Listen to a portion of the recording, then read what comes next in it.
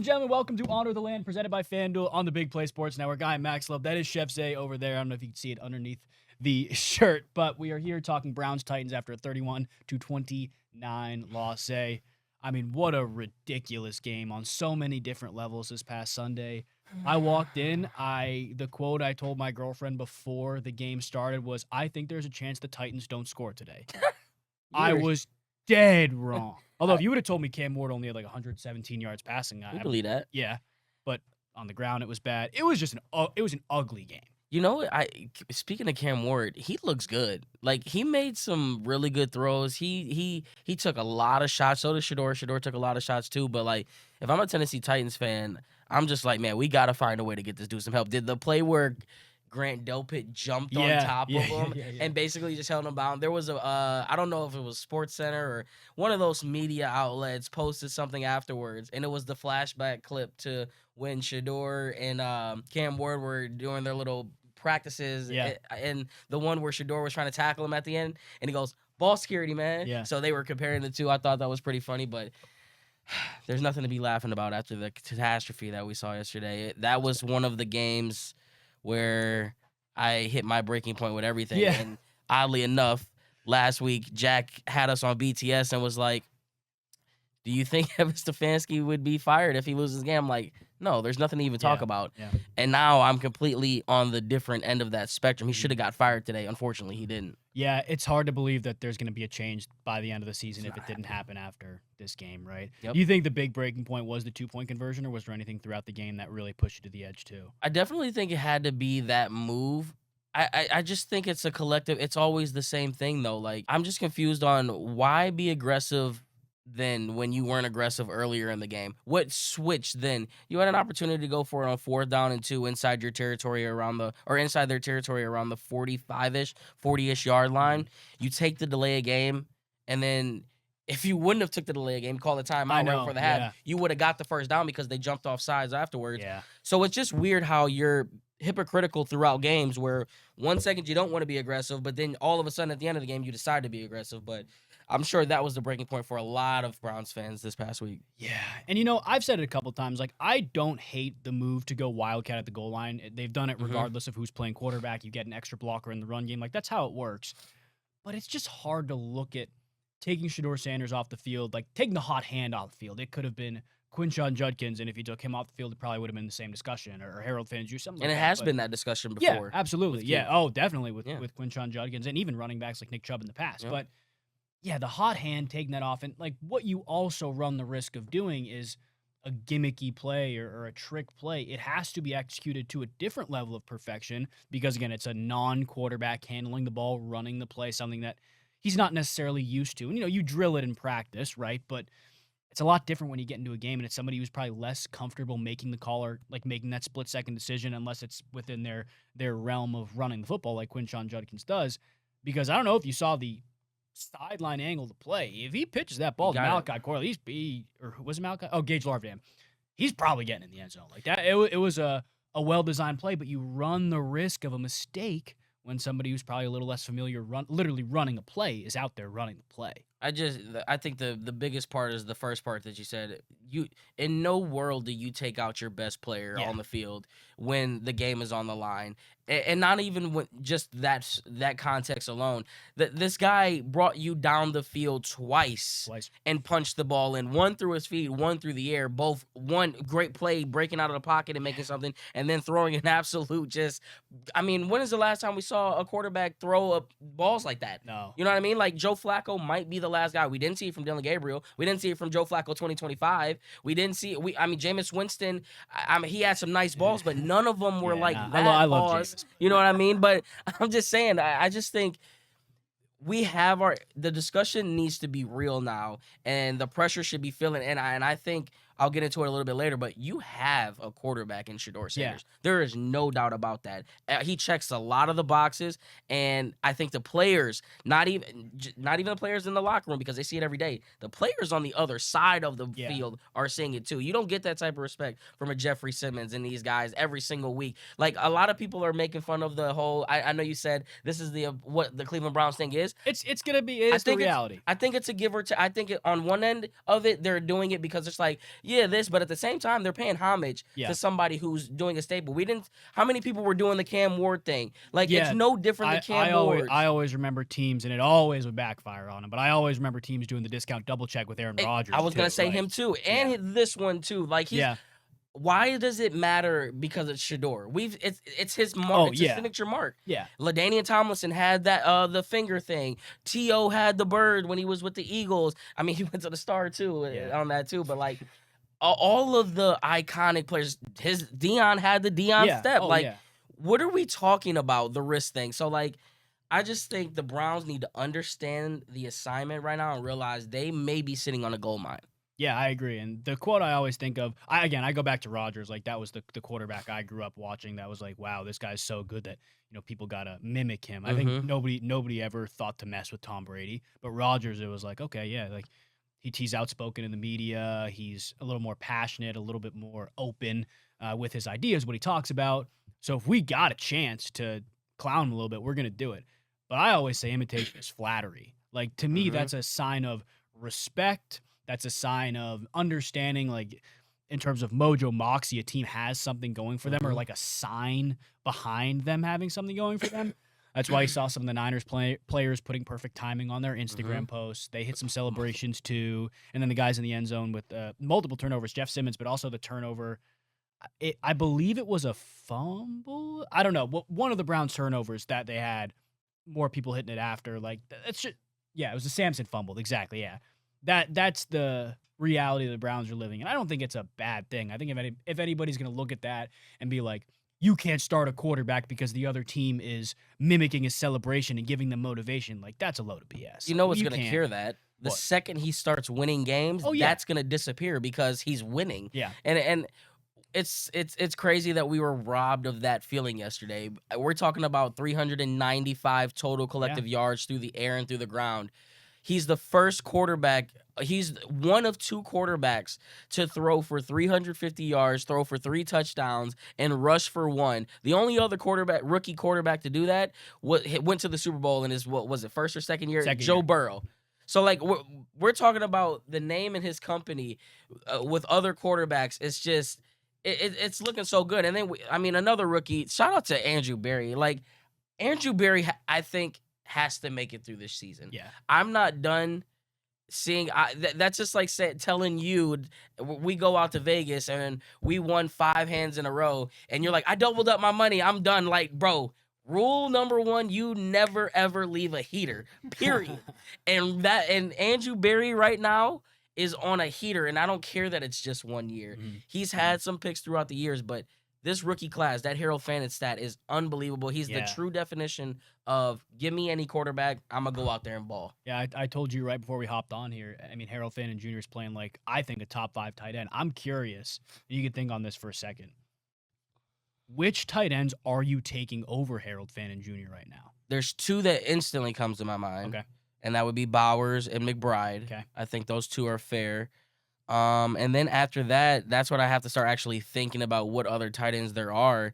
And being a Browns fan, it would be easy for me to say 3, but I don't think there's 4 other ones that are doing what he's doing right now, especially with the talent. Well, with the situation that is the Cleveland Browns, like, that's a big factor to throw in there. So I'm trying to think who's the other polarizing one that I missed. Oh, Mark Andrews, you can debate maybe, but how about the tight ends from his very own draft class? Tyler Warren, Colston Loveland. Honestly, I'm taking Harold Fannin over both of them. Taking Harold Fannin. Loveland's in Chicago, right? Yep. He's having a pretty good year, but and Warren was awesome the start of the year, but even I wouldn't take either of those guys. The only, like, Kelsey is past it, right? Yeah, like, past that. It's hard to say right now you'd rather him. The only one I think I would 100% take fully healthy is Sam Laporta. I think I'd take Laporta and I wouldn't hesitate.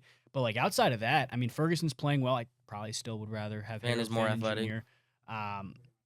Tucker Kraft, maybe if he's, again, fully healthy. That's a soft tissue injury. That's a tough one. I also think Dallas Goedert's a really good player. I don't know if I'd take Dallas Goedert over him. Like, to me, he's playing like a borderline top 5 tight end in the NFL right now. And what other tight end? You know, he reminds me of the Gronk style of and Travis Kelce. And I'm talking about the style of play. I'm talking about when they caught the ball, that first guy was not tackling him. It was a ping pong ball every single time. And that is something that we were expecting to get from David Njoku. But I'm trying to go back into the memory bank. Did David Njoku ever get the amount of attempts that Harold Fanning got? Because we go back to the beginning of the Kevin Stefanski era.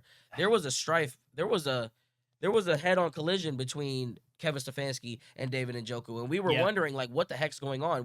The best we ever saw David Njoku was 2023. That's what so I don't know if there yeah. was ever the opportunity like that. But Harold Fanning, I mean, he must be what he wanted Harrison Bryant to be because of the way that he utilizes Harold Fanning. I can tell you Harold Fanning Jr. is a lot more talented than Harrison Bryant is. But you think? The thing is, I think back to 2023, and Amari Cooper was awesome, had some big games. I think if you were to ask me who's the number one pass catcher on that 2023 team, I'd say David Njoku before I said Amari Cooper. You don't think so? I think I would say that. Really? I don't know. I think, like, what are we talking about? Like, who would you want to throw the ball to, or like? I think let's say when defenses walk in to watch the Browns play, say we have to stop this pass catcher before anybody else. I think teams would say David Njoku before they'd say Amari Cooper. If we're looking back to 2023, I think you would have to wait those first couple weeks with, because he had that stretch where he had, I think, 300-yard games in a row or close to 300-yard games. No, in Njoku. Oh yeah. With Flacco, but we're forgetting that man Amari Cooper went for 250. Yeah, he had a crazy game. You know what I against mean? Houston, Like, I think you take away Amari Cooper, our offense wouldn't have opened it up for David Njoku. Yeah, and vice versa. I think, too. Yeah. But I don't know.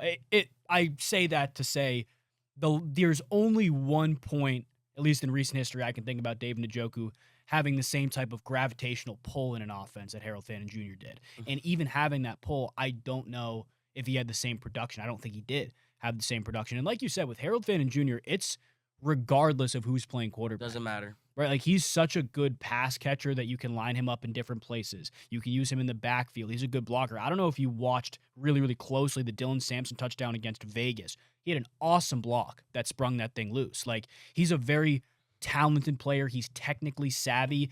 And then I can't remember who said the quote, but there's a quote out there that's like, if the Browns are blocking for Harold Fanning Jr., you see him make contact with the first two defenders, just keep blocking. He's not going to be down. So right. it's a thing where, like you said, kind of like Gronk. Travis Kelce's different. He's a little more finesse, but kind of like Gronk, where you're like, he's catching this ball in space. Unless there's multiple defenders on him right away, he's probably making the first. He's not going down on the first tackle attempt, which is a really, really tough ask for any position, especially a tight end. Especially not only a tight end, a late round pick or a third round pick, and a guy from Bowling Green, a MAC conference. Like, everyone put this, he's from a MAC conference. Will it translate into the NFL? We're in an era now where back in the day, those terms may have been true. There's probably more evidence to show that was truer than it is false, right? But now we're in the days of NIL. Kids are staying home. Kids are staying local. They're staying where they want to be, or like where they're wanted. And you get the most out of that when a player wants to be there. And now they're getting the opportunity because of the social medias and because of all of these outlets to see that their talent is on display. And it's not just the big Alabama and Ohio State and Penn State and all these other big schools. You can get these gems from Mississippi States and from the our Bowling Greens of the world, Kent States of the world. Like, the Browns are on the trajectory to building a legitimate foundation outside of the John Dorsey era. And that's why I go back to the Angie Berry thing. It would be foolish to throw away the project that he built this past year, even because we got to remember, before Myles Garrett put pen to paper, they told us that there was going to be a 2 to 3 year deal before they went back to that window. And it just so happened that he found a way to reconstruct that, hit on the draft, and now that 2 to 3 year thing looks like it should be elevated at least by 1 year. Yeah, and I think it will be, especially when you look at not only what this draft class provides in terms of the physical players that the Browns have on their roster, but also the haul you got back for that Travis Hunter, Mason Graham trade, right? Still got one more. Well, as of now, I know there's some rumors out there swirling that they could potentially package up another first-round pick to move up in the draft. I know we're on the same page where we don't want the Browns to take a quarterback.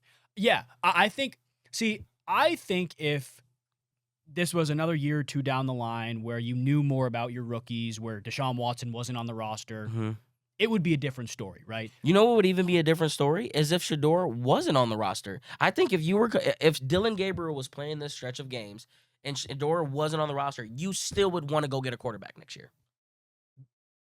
And if Shedeur was playing like as well as he has, No, I'm sorry, playing- Shedeur. If Shedeur wasn't on the team and Dylan was playing the same way that he was playing, Okay, you would know. That's why this conversation is so funny, because I know. we're having the conversation right now. Should the Browns go get a quarterback, because Shedeur is putting that pressure on it?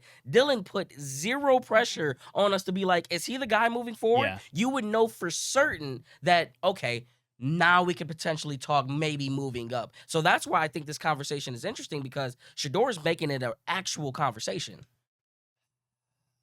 I think it's more the fact that the Browns took 2 quarterbacks than Shedeur's play that's making it a conversation, I think. Because if they had taken 1 quarterback, let's say they took just Dylan Gabriel, and let's say Dylan Gabriel started playing like Shedeur is right now, like he turned it up a little bit as the year went on, right? We would absolutely be having the conversation like, oh, is Dylan Gabriel the guy? But then you look at next year's roster and it's Gabriel and Watson. Maybe you bring a veteran in, but every time you hear people talk about Deshaun Watson, they talk about his veteran presence, not this guy is ready to come back and light the league on fire. No, it's like he's But if you been were awesome. to take the quarterback next year, though, that would basically, if you took a quarterback in the first round, that means you would be wanting him to start within that year. Potentially. Not guaranteed, but potentially, yeah. I mean, they say that every year. What quarterback I think Jordan Love is probably the last quarterback and to go. he got to learn from Aaron Rodgers. And he got to learn from A-Rod. So as much as we sit here and say that's what they want to do, that's never, ever the case, which always means that, yeah, Dylan, you're the guy now, but you're really not the guy. And that's why I think that even, like, obviously, if he was playing on the Shedeur level, we would be having that conversation. Yeah. But he gave us 6 games with no proof Yeah. to be like, yeah, we're going to move forward. If he was our only quarterback, there would be no hesitation. We're quarterback first-round pick next year. No questions asked. What if Dylan Gabriel, let's say, is off the roster walking into next year? So it's Shedeur and Deshaun. That Jaguars pick now looks like a mid to late first-round pick. How comfortable would you be with taking a swing at quarterback there? No, you wouldn't need to, because I'm still rolling off my theory of the Brook Park thing. You still help. Let's just play. They have 2 first-round picks this year, and then they have their 1 next year. Yep. I still think that there's a world where they're trying to get another first-round pick next year. Like, I think they're if you were to walk in and find the blueprint for what they're trying to do, I bet you something in bold or circled or starred would be accumulate multiple first-round picks up until Brook Park. 100%. Every single year they're gonna want 2 first-round picks. So I think that if they were sitting there and seeing that you've got Shedeur and seeing that you've got Deshaun Watson, you can kind of do what you're saying with Shedeur and be like, okay, we kind of know what we got here now. Yeah.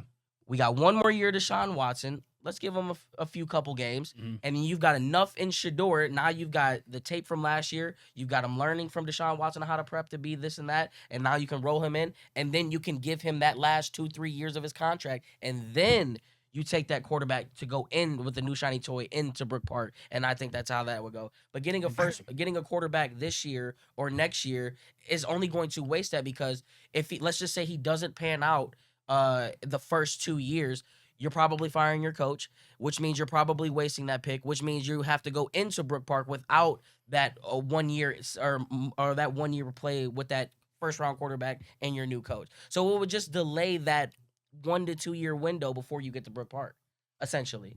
It would delay the window, but it would also provide an opportunity timing-wise to extend. Like, let's say the Browns took a quarterback this year and he panned out and he was unbelievable. You'd be extending that quarterback walking into Brook Park. Right. First round quarterback. That's how the contracts work. But that's another like caveat to this whole thing where Shedeur, again, would be potentially up for a contract at the end of his deal, but like you got that 5th-year option with a quarterback, you can potentially extend him walking into Brook Park. I'm pretty sure my math is right on the timing there. That to me would be almost as cool as having that guy locked down long term. It would, but you know what we always say? We're the Cleveland Browns. And unfortunately, we had a quarterback 5 years ago, 6 years ago, where we had this exact situation playing out for us, and we had an opportunity to go make a move. and we decided to go that route. Yeah. So you would basically just be putting yourself into that situation again where it's like, because who's this, like, we can sit here and say that the quarterback can come in and play well. What is exactly playing well to us Browns fans? Because one year it could look good, and then the next year we're ready to run him out of town. That's just how we are. So if we were a different organization, maybe it would make sense. But I would never want to put my eggs in that basket saying, hey, we could potentially go into Brook Park with an extended quarterback and with our type of luck. You know what I mean? So the Baker thing is giving me a little PTSD Yeah, in I that was gonna situation say. because that's the exact scenario that you proposed, Yeah, it's similar. except It's the injury. similar. But Except the it's- injury, trading for somebody versus extending a home ground. Like, do you think the Browns would potentially trade for a star quarterback walking into Brook Park if it made sense? Yes. Yeah. Look at the Rams. The Rams got rid of Jared Goff, got their new stadium, and said, "Oh, was that before or after?" What the? The stadium was that same year, right? I think they built the stadium and won the Super Bowl the same year. I don't know. To be Well, honest with you. It definitely was a home Super Bowl.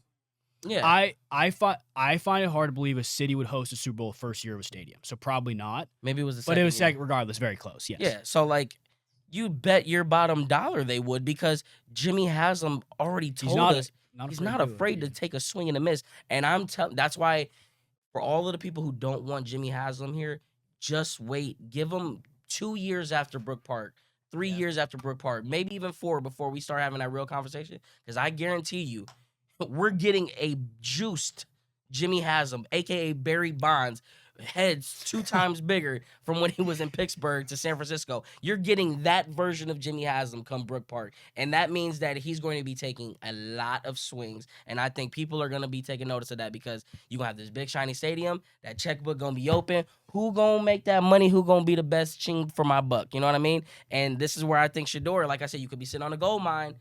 Shedeur could be that quarterback that you're talking about extending, moving into Brook Park, knowing that he's your franchise quarterback. Imagine the dollar signs on that. Ooh, it'd be a lot of money. It would be a lot of money, but you're right. The cash should be flowing after the Browns move to Brook Park. We're going to take a break. We'll be right back on Honor the Land on the Big Play Sports Network.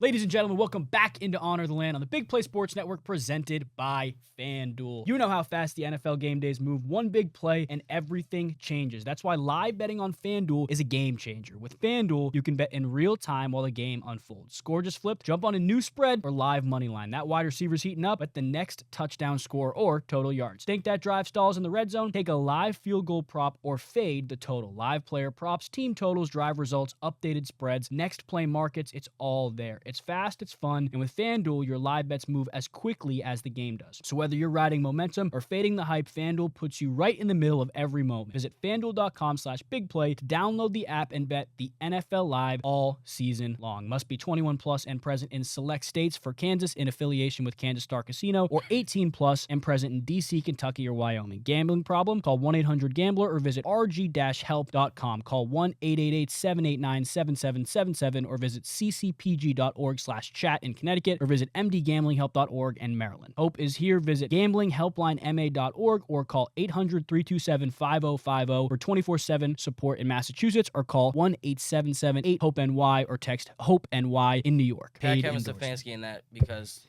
there's clearly gambling going on here in Cleveland. The 2-point conversion, we got to talk about that a little bit more. So we were discussing before we got on the rationale behind going for 2 down 14 versus kicking the extra point. I am 100% in the camp that down 14, late game, fourth quarter, you go for 2.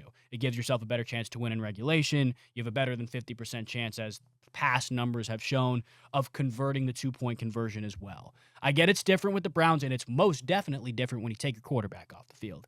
But I want to know your thoughts on just the first going for 2. You're down by 14, you score a touchdown, and then you go for 2. You didn't like it. The dumbest thing in the history. Kevin Stefanski has done a lot of dumb things. That takes the cake. There's no. You can tell me analytics all you want. You can tell me all this stuff. It is never and has never been in Kevin Stefanski's DNA to do what he did right then and there.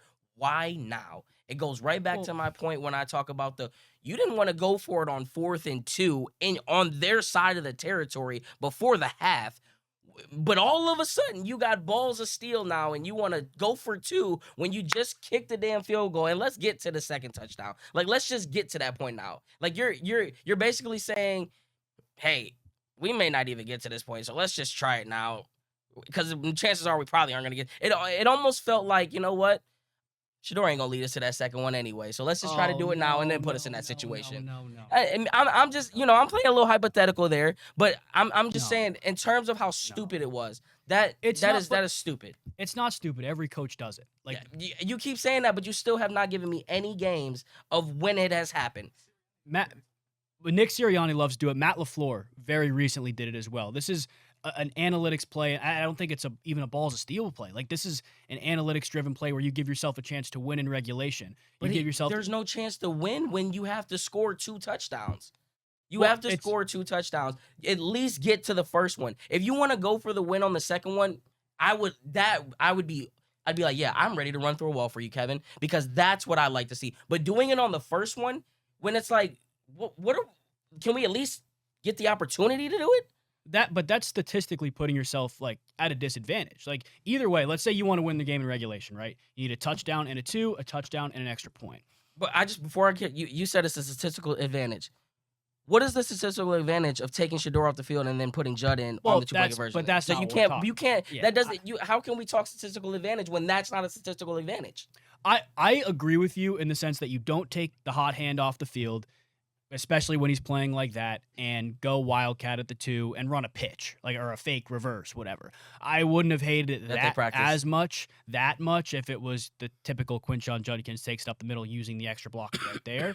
That's what I was expecting. But again, like, you don't take the hot hand off the field.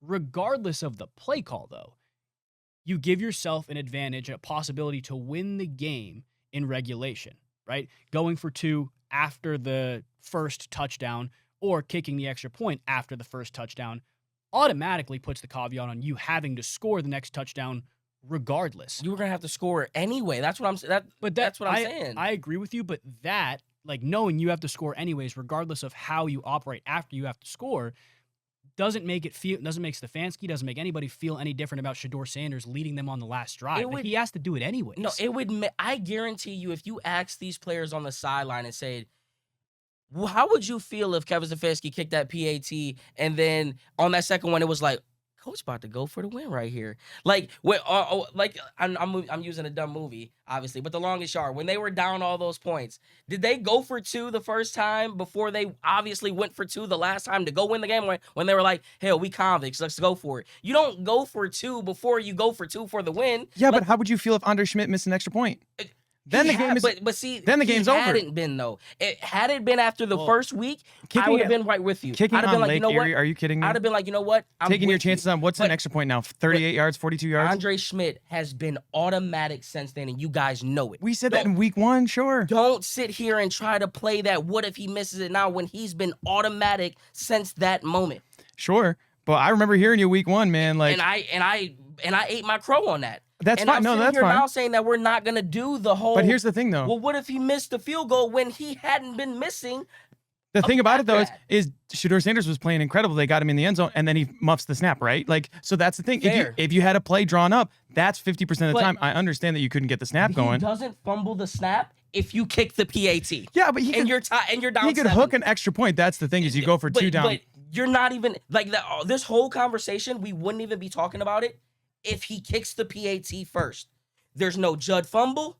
There's no should he have gone for 2 at the second part, because if he kicks the PAT, now we're talking about, okay, now it's the decision. Do you go for 2 or do you go for the tie?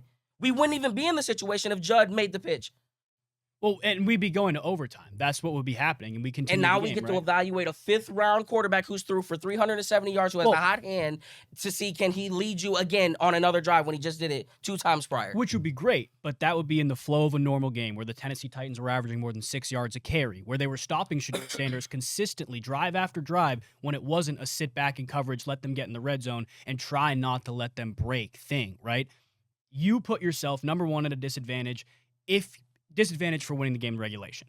If you just kick the extra point, right? That is what happens, because you can then, again, send the game into overtime on that the second try, if you kick the extra point. You can win on the 2-point conversion. And I don't disagree with you that the sideline may have been a little more like galvanized if, you kick the extra point and you're like, screw it, we're just going to go for 2 and try to win the game. Like, absolutely. There was an interview with Ben Johnson after the Packers game, and they were like, if we score against the Packers, we'll go for 2 and win the game. But here's the thing. That third possibility, you don't get that 2, you lose, right? If you don't get the 2 after you kick the extra point, that's a third possibility of you losing. That's the reality of it. So when you give yourself we were already at a 90. It was 4 minutes left in the game. I mean, the defense, kicking the extra point is the only outcome where you have a chance to lose by not getting the 2. Yes. You missed both 2s. But that's fine. I get that to a sense, but it's like win. That's not the we talk about wanting the football guys in. We talk about we love Jimmy Haslam because he's this football guy, but now we're swaying because the analytics say it's smart. That's not a smart football play. And it is no smart. football, Well, it is. no player that's played Shannon Sharp, Ocho Cinco, and any other player that you can watch on the internet right now that played in the NFL are all saying, why in the hell did you go for 2 the first time? You can't find one that has said the other thing. Well, first of all, I would ask them to see if they're criticizing other coaches that same way, because criticizing Kevin Chad Stefanski, Johnson said he had to call 2 coaches to get some explanation as to why they did what they did. But what I'm saying is Stefanski is already under a huge magnifying glass, right? This is something that coaches do. So you not think Kevin Stefanski does, coaches do. So if Kevin Stefanski was under this microscope, you would think that you would try to save your job, and by saving your job, you're going to give yourself every opportunity to go out there, and the best chance to do that is go to overtime. No, the best chance to do that is to win the game in regulation. Not when you take your quarterback off the field. Exactly. That's the big thing, guys. We'll try to get this back on the rails, is that when you take Shedeur Sanders off the field, that's where you lost the game. Yes. I mean, I love running the Wildcat with those 3 touchdowns against Miami. Unbelievable. But, Max, like you said, that's where you really lose a lot of people, is taking the quarterback off the field. And I completely agree. Like, if Shedeur Sanders has the hot hand, he's been the best player on the field that game, you leave him on the field. That, to me, is the quote, incorrect. I think it's incorrect because it's hindsight, right? If you pitch the ball, you probably scored, and everybody's like, whoa, what a great play design. We would have loved it. Exactly. But I mean, I still hated it, though, because in the moment, I'm standing, I'm like, what are we doing? Like, Shedeur's not even on the field. As a competitor, I'm with you. You don't take your best player off the field when the moment is at its highest, especially a guy who has 400 total yards in the game. I completely agree with you. But Stefanski going for 2 the first time is not the issue. That's the issue. It is an issue to me. We're going to have to agree to disagree on that, because if he kicks the field goal, we're in overtime. And at that point, game was... We are. Multiple extra points. And even if we are in overtime, I would be 100% with you to go for 2 on the second one. I would have loved it. Yeah, it would be cool. I would have loved it. Yeah. I would have had no problem with it at all. That's interesting, because, again, that like the principle for going for 2, let's say you kick the extra point, you're down 7, score a touchdown, you're down 1. The principle for going for 2 is let's win this game or lose this game right now, right? So I'm going to go ahead and answer your question on that. So you're saying, and I'm going to bring a point that you brought up earlier. The Browns couldn't stop the run. So you go for 2 there then, right? Yes. And then they get the ball. And then let's just say they get the first down. Now you don't even, I guess we can't even play that caveat. It doesn't matter. But this is what I'm trying to say. If you go for 2, you're down by 1. Let's say you kick the extra point first. You go for 2. You're down by 7. You score, you're down by 1. You go for 2, and you're saying, let's win the game in regulation or let's lose the game in regulation. But the regulation is still going. You still have 2 minutes to go, and you need another touchdown. Well, yeah, but you give your defense a chance to stop the Titans' offense, regardless of what the ending is. Like, that's the principle. You don't want this thing to go to overtime, right? That's the principle. You make that decision on the second one. No. But you give yourself a statistically better chance to do it if you make the decision on the first one. But flow of the game, you're doing that right there. Yes. No. We're just gonna have to agree to disagree. I'm just trying to understand where you're coming from. Where if you coming from that you're down 14, you need 2 touchdowns, 7 points, and plus 7 is 14. Yes. If you want to go for 2 on the second time, fine. But let's at least get to that point. Let's not play the hypothetical of now we have to go for 2 on the next one. My question though for you guys, and you fumbled both of them. So it's like you have this percentage chance and these analytics, and it's supposed to be in your favor. But both times you went with the analytics, you failed 0%. So the numbers clearly weren't better than what you should have just done. Just take the damn extra point. So don't give me the numbers when you played the numbers and you lost. That's hindsight though. No, but but it's still a fact. You played the numbers and you lost. I agree, and you did, right? But the principle in doing that and making the decision is to what? Win the game in regulation. And to also, like you said, keep your it gives him, it shows like it goes into the whole conspiracy theory. Is like, this dude must want to freaking lose.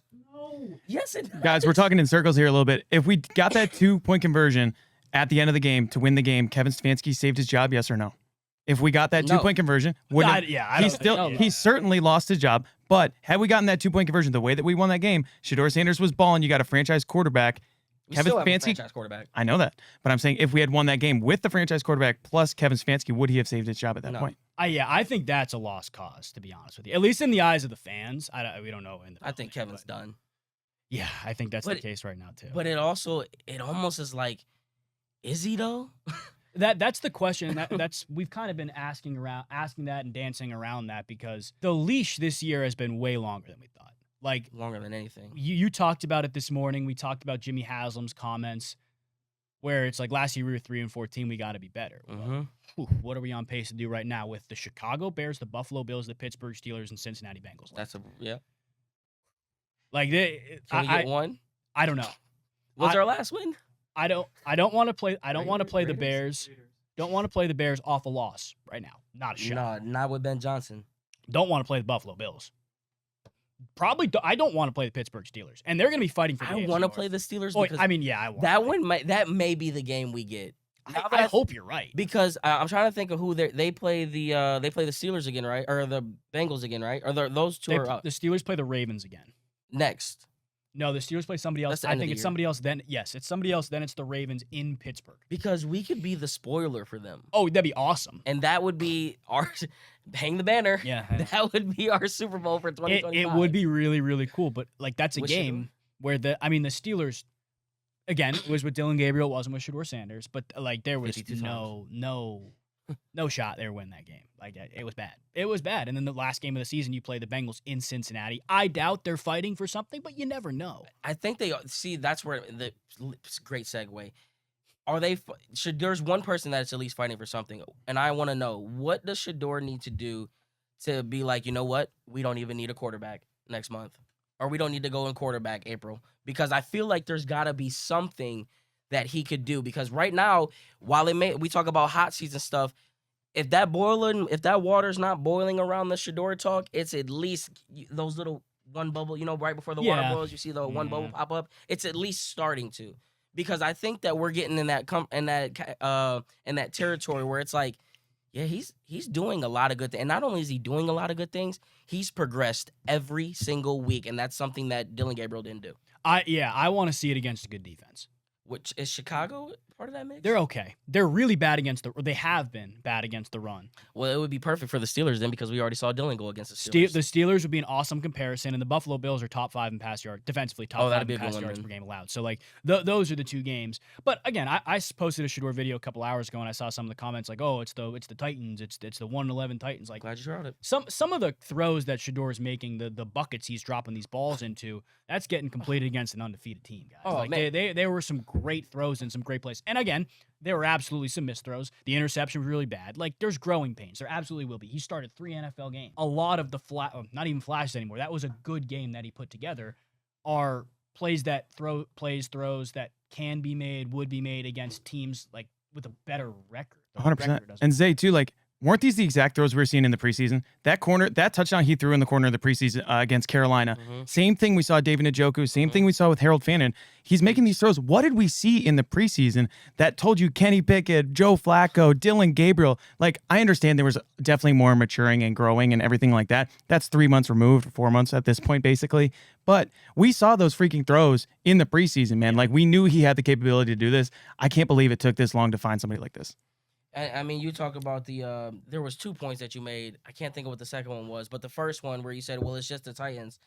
Funny enough, there have been other quarterbacks that have played against, the Titans. Yeah. I'm going to read off some of their numbers. Please do. I looked at them this morning. Week 1, 176, Bo Nix. Week 2, 298, Matthew Stafford, Super Bowl quarterback. Daniel Jones, 272, didn't crack 300. C.J. Stroud, 233 yards. Kyler Murray, 220 yards. Geno Smith, 174 yards. Drake May, who's MVP candidate, number 1, 222 yards. Daniel Jones again, 228 yards. Justin Herbert, who everybody thinks is a top 5 quarterback, 250 yards. Davis Mills, 274 yards. Sam Darnold, 244 yards. Trevor Lawrence, 229 yards. The only outlier in that thing, Shedeur Sanders, 364 yards. So don't give me it was just the Titans when you've got a Super Bowl winning quarterback, a potential top 1 quarterback, a top 5 quarterback, a quarterback making $45+ million a year quarterback, 2 of them, and a rookie who you supposedly would take over him and CJ Stroud.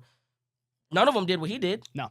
So, like, what are we talking about here? It's just the Titans. And if I remember correctly, it was just the Jets, and Dylan Gabriel couldn't beat just the Jets. Exactly. And that is what I think a lot of people, there will be people who find every angle to push against any player, not just Shedeur Sanders, but Shedeur Sanders especially. Oh, the throw. The whatever performance he had against the Niners. Like, he didn't play well against the Niners, and so be it, right? He played well against the Raiders. He had good things, but he only completed 11 passes, and that's what people will point to. Like, people will find new ways to hate Shedeur Sanders all the time. People find new ways to hate players that are polarizing, that they don't like. People find new ways to hate Patrick Mahomes all the time. People find new ways to hate Lamar Jackson all the time. Patrick Mahomes Guys loves like ketchup. that. Yeah, exactly. It's some of the stupid things like that. But No, but I did want to reference the other point that you had because it just came to me. You talk about some of the throws that no matter if it's the Titans or not. How about the adjustment from one week to another? Just last week, what was the one throw that everybody was bashing Shedeur Sanders about? The Judy step. The overthrow to Judy. They come back the very next week. Yeah. Sure, it's not the same exact throw. Same concept. In between, some defenders had to drop it in, put it right where it needed to be. Adjustments corrected. What were a lot of people? Oh, he takes a lot of sacks. I saw a major. It almost is like, you know how Myles Garrett writes on his wrist? He must have had on it somewhere, don't take sacks. Because he was so aware of it. And he just like when normally he would have taken a sack, this time he threw it away. Mm-hmm. And one of them turned into intentional grounding. But you know what? I'll take that because at least he's aware of it, right? So there's just a lot of progression. And I did want to talk about the one little comment. Jeffrey Simmons after the game, he goes, that's his team now. Yeah. I mean, like, have we heard anybody say that about Dylan Gabriel? It's not even about Dylan Gabriel. Not even Dylan. It's about quarterbacks, just rookie quarterbacks. When's the last time we heard it? Browns quarterback, Baker. Yeah. Baker. Yeah. When Baker came out that first game, Jarvis Landry was calling him 6 in the press conference right after that. Yep. It's the same type of effect, and I don't understand why we hate this quarterback. The one thing that I want to get into for all of the Shedeur haters, that's really just been kind of like, I'm just wondering, why do we hate Shedeur Sanders so much? I understood why you hated 4 and all of the character issues that come with it. This is a guy who speaks nothing but good things. He's a God-fearing man who talks about God at an abundant rate, has all the X's and O's in terms of the moxie, the leadership tangibles, the ability to throw the deep ball, command of the huddle, just that contagious energy around, but yet you guys are still finding everything in your power to hate. And I'm just trying to understand where's the hate coming from? Is it because of his dad? You're not even letting Shedeur develop his own personality for you to have a judgment of what he is? How is the hate the same when you told me you didn't like Deshaun Watson because of his character issues, but then you have another guy on this side who was the complete polar opposite of him, and then exceeds in all of the other stuff in terms of the play on the field and the charisma and everything else. So what exactly is it? I think a lot of people are grasping onto what Shedeur Sanders was like prior to getting drafted. Because if you do watch some of those interviews before the draft, you watched how he handled some of the combine stuff, some of the stuff at Colorado, it was extremely easy to see him as arrogant. 100% it was. So is he now? No. The draft humbled him. People are holding on to a take that they don't want to be wrong about. That is what the issue is. It's never about Shedeur Sanders, really. It's never really been, right? It's about somebody or group of people looking at something and not acknowledging a change from a person, which I largely think was the draft. I think we've talked about that a couple times, and how he's literally grown up. How old is Shedeur Sanders? 22? Gotta be something like that. We forget this in all of this thing, too. Like, these are younger kids who legitimately, like, their frontal lobe is developing. Like, people change. People grow up. People mature. I'm at the tail end of my frontal lobe developing. Like, I'm living it right now, guys. Like, you don't want to see my frontal lobe. It's kind of big. Exactly, yeah. But I would say 99% of the hate for Shedeur Sanders comes from a lack of acknowledgement of his change, which has been clear to see, and people holding on to a take from the past. I do think you know what else it is? What? I wonder. There's another small percentage, but are we unison? Are we? I don't know. You go ahead. is I on the same three. One Let me- word. We're gonna say it on three. I got to figure out how to put this in one word. No.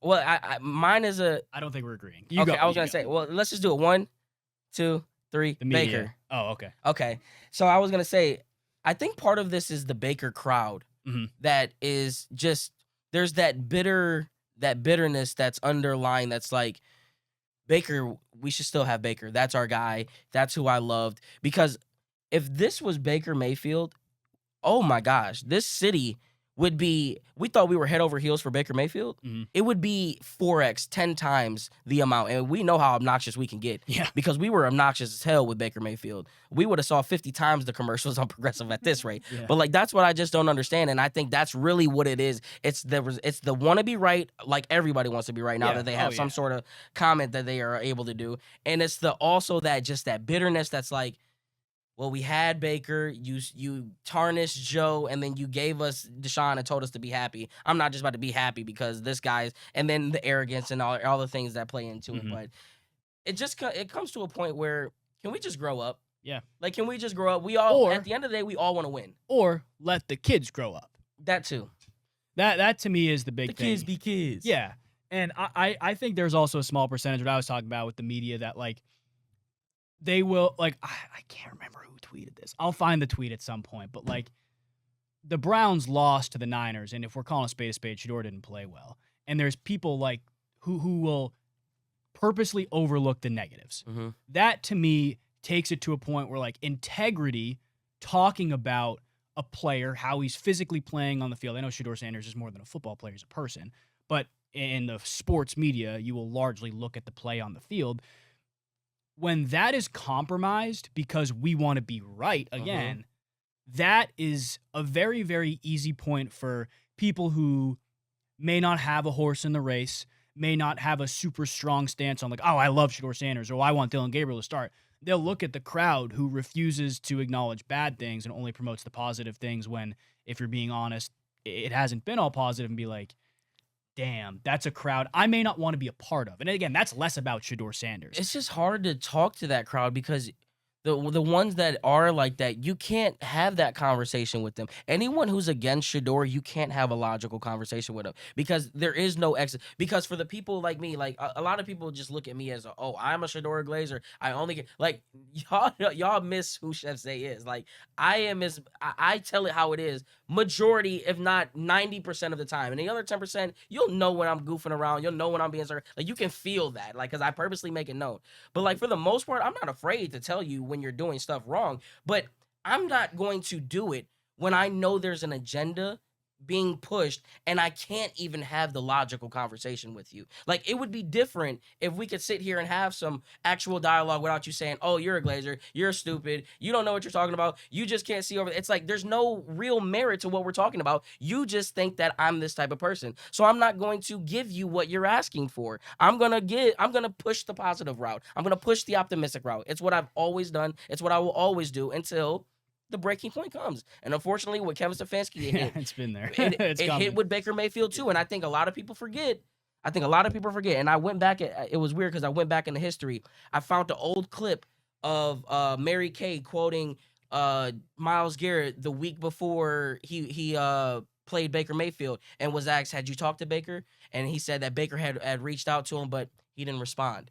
Like, I think people forget that there was a real problem and a real cause and a friction behind closed doors with Baker Mayfield. And I was with Baker all the way up until that point. So if Shedeur gets to that point, there'll be a time where I'm ready for the next quarterback. Yeah. But right now, wrist up. And I think the majority of Cleveland should have their wrists up. Like, I think this is the first time he's the quarterback of the Browns. He's the quarterback of the Browns. He's fun to watch. He's electrifying with his play on the field. And it's like, I don't want to compare him to the effect that Jameis had last year. I think that's different. I think it's way different. But it's a very similar excitement. Like, because of how bad the quarterback play was prior to both of those guys coming in, you get a taste of this new quarterback play, and you're like, oh, this is awesome. And then you continue to watch, and you're like, wow, this is fun. And maybe it doesn't translate to wins all the time, and it hasn't yet, right? But you're giving yourself a better chance on the offensive side of the ball, at least. But you know what that excitement and why it's different?